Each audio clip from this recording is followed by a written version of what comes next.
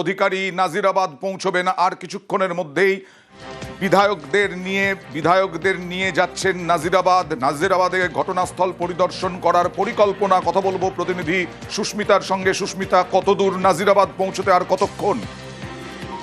রুবির মোড় থেকে শুভেন্দু অধিকারী আনন্দপুরের যে রাস্তা, সেই রাস্তা ধরে নিয়েছেন ইতিমধ্যেই। যে অগ্নিকাণ্ডের ঘটনাস্থল, সেই ঘটনাস্থলের রাস্তায় শুভেন্দু অধিকারী এবং তার সঙ্গে আশিস বিশ্বাস, সুব্রত ঠাকুর, নীরজজিৎ ধারা, সৌমেন রায়, অশোক কীর্তনিয়া সহ 10-এর বেশি বিধায়কদের প্রতিনিধি দল আমরা দেখতে পাচ্ছি এই মুহূর্তে শুভেন্দু অধিকারীর সঙ্গে ঢুকছেন এবং আর মিনিট দুয়ের অপেক্ষা, তার মধ্যেই শুভেন্দু অধিকারী তিনি ঢুকবেন আনন্দপুরের ঘটনাস্থলে।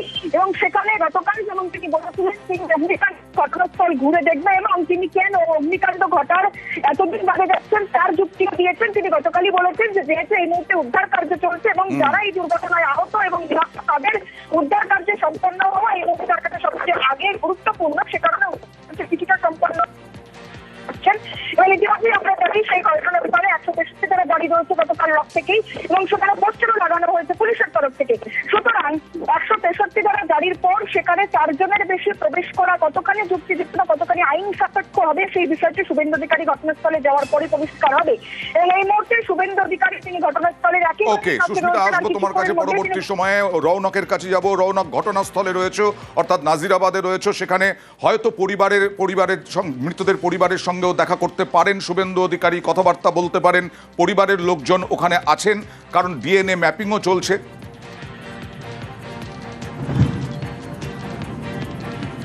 একেবারে এখানে পরিবারের লোকজনও আছে। শুভেন্দু অধিকারী একেবারে কিছুক্ষণের মধ্যে দেখতে পাচ্ছ শুভেন্দু অধিকারী আসলেন এই যে ঘটনাস্থল, এখানে শুভেন্দু অধিকারী ইতিমধ্যে পৌঁছলেন। শুধু তাই নয়, বাড়তি নিরাপত্তা, সেই বাড়তি নিরাপত্তারও কিন্তু ছবি দেখা যাচ্ছে।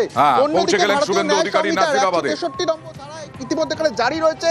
তারপরেও কিন্তু এখানে তুমি দেখতে পাচ্ছ শুভেন্দু অধিকারী একেবারে এখানে আসলেন। এখানে পরিবারের লোকজন রয়েছেন, অশোক দিনদা রয়েছেন এবং শুভেন্দু অধিকারী নিরাপত্তাকে কেন্দ্র করে তোমাকে ছবিটা দেখাবো। কেন্দ্রীয় বাহিনীর যে বাড়তি নিরাপত্তা, সেই বাড়তি নিরাপত্তার ব্যবস্থা এখানে রাখা হয়েছে এবং ইতিমধ্যে যে ঘটনাস্থল সেখানে শুভেন্দু অধিকারী আসলেন এবং এখানে পরিবারের লোকজন তাদের সঙ্গে তিনি কথা বলবেন। ঘটনাস্থলে ঘুরে দেখার তার একটা কথা রয়েছে এবং এই বিষয়কে কেন্দ্র করে আরও একটা প্রশ্নচিহ্ন কিন্তু সামনে আসছে। যেহেতু গতকালই এই এলাকাতে 163 নম্বর ধারা জারি করে দেওয়া হয়েছে, তারপরেও এই বাড়তি জমায়েতের মধ্যে তিনি কোথায় যাবেন বা পরিবার পরিজনের যদি লোকজন থাকে, যদি বাড়তি জমায়েত হয়ে যায়, এই মুহূর্তে নাজিরাবাদে প্রশাসনের তরফে ভাঙবো না।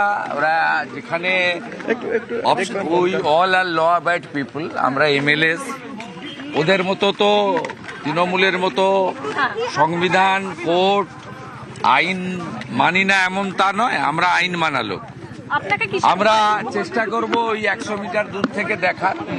মুখ্যমন্ত্রী আসেননি তো 3 দিন, মুখ্যমন্ত্রী আসেননি। এখানে মৃত্যু মিছিল, আমাদের ধারণা 35-40 জন ফাইনালি সংখ্যা চলে যেতে পারে। এখনই তো 22-23 হয়ে গেছে, আরো প্রায় 20-র বেশি মিসিং ডায়েরি আছে। এবং প্রথম দিন থেকে আমরা আছি এখানে। অশোক দিন্দা ময়নার এমএলএ আছেন এখানে। লোকাল যারা ভারতীয় জনতা পার্টির নেতৃত্ব, তারা প্রত্যেকে ভলেন্টিয়ার সার্ভিস দিয়েছেন। যেহেতু অধিকাংশই মেদিনীপুরের লোকজন, তাদেরকে এখানে থাকা টাকা বা যা ব্যবস্থা আমরা যতটা পেরেছি করেছি পাশে দাঁড়ানো।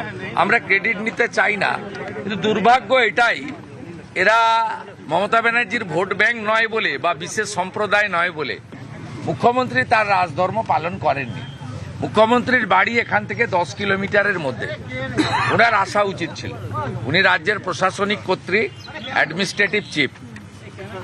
এবং আপনারা দেখেছেন ফিরাদ হাকিম এসেছেন, তিনি পৌরমন্ত্রী এবং মেয়র।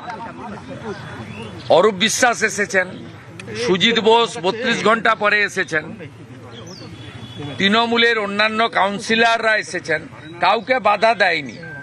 আমি কালকে দুর্গাপুর থেকে বলেছি যে আগামীকাল আমি 20 জন এমএলএ নিয়ে দূর থেকে কোনো প্রমাণ বা যা যা চলছে ইনভেস্টিগেশন অসুবিধা না করেই দূর থেকে একটু দেখবো। এটা কর্তব্য আমাদের, যেহেতু রাজ্যের শাসক দল তার কর্তব্য পালন করেনি, মুখ্যমন্ত্রী করেনি, এটা বিরোধী দলনেতা এবং বিরোধী দলের এমএলএদের কাজ। এটা তখনই রাত্রিবেলা এরা 163 এম্পোজ করেছে আমাদেরকে আটকানোর জন্য। এটা খুব দুর্ভাগ্যজনক এবং পুলিশকে এইভাবে for the party, by the party, of the party সিস্টেমে চালানো হচ্ছে, যেখানে ফিরহাদ হাকিম মন্ত্রী, মেয়র অরূপ বিশ্বাস মন্ত্রী, সুজিত বোস মন্ত্রী, তারা সুযোগ পান।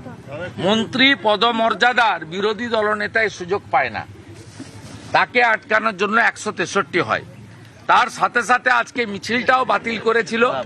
আমাদের মনোরঞ্জন জোরদার জেলা প্রেসিডেন্টকে হাইকোর্টে যেতে হয়েছিল, হাইকোর্ট পরিশেষে অনুমতি দিয়েছে আগামীকাল 11টা থেকে 3টে আমরা হাইকোর্টের নির্দেশিত পথে জমায়েত করব।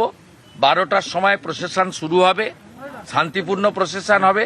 থানা থেকে 200 মিটার দূরে আমাদের মিছিল পৌঁছাবে, সেখানে আমরা মিছিল করার প্রতিবাদের কারণ জানাবো এবং একটা জেলা প্রেসিডেন্টের নেতৃত্বে একটা ছোট ডেলিগেশন রাজ্যের ডিজির উদ্দেশ্যে, চিফ সেক্রেটারির উদ্দেশ্যে একটা জ্ঞাপন কালকে থানাতে দেবে, যাতে ঊর্ধ্বতন কর্তৃপক্ষকে পায়। আমাদের মূল বক্তব্য হচ্ছে এই যে এক একটা যৌতুকগৃহ কলকাতা বা বৃহত্তর কলকাতায় তৈরি হয়েছে, এর জন্য স্থানীয় তৃণমূল কংগ্রেস এবং স্থানীয় থানাগুলি দায়ী।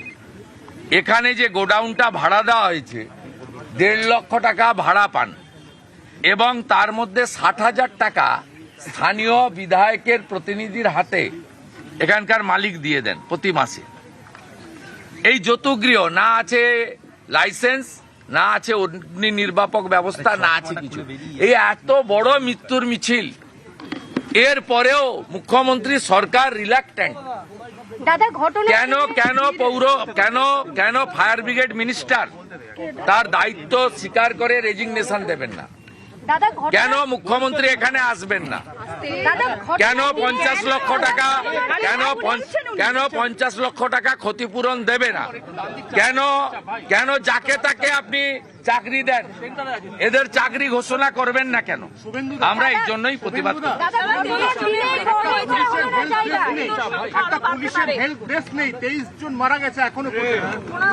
এই সংখ্যা অনেক লম্বা হবে, আমার বলতে অসুবিধা নেই। এত মিসিং ডায়েরি আছে, এর পরেও লম্বা হবে। পুলিশের জন্যই হয়েছে এই গোডাউনটা থেকে। আপনি বলুন তো, এখানে ওয়েটল্যান্ডে কেন এগুলো হবে? এটা জলাভূমি। মাননীয় বিচারপতি অমৃতা সিনহার কোর্টে কেস পেন্ডিং রয়েছে, সবাই জানে এটা ওয়েটল্যান্ড। এই ওয়েটল্যান্ডটা গত কয়েক বছর ধরে দেদার বোঝানো হয়েছে, বিক্রি হয়েছে এবং মাসে মাসে তোলা হচ্ছে। এই জিনিস আমরা সমর্থন করে দেখতে।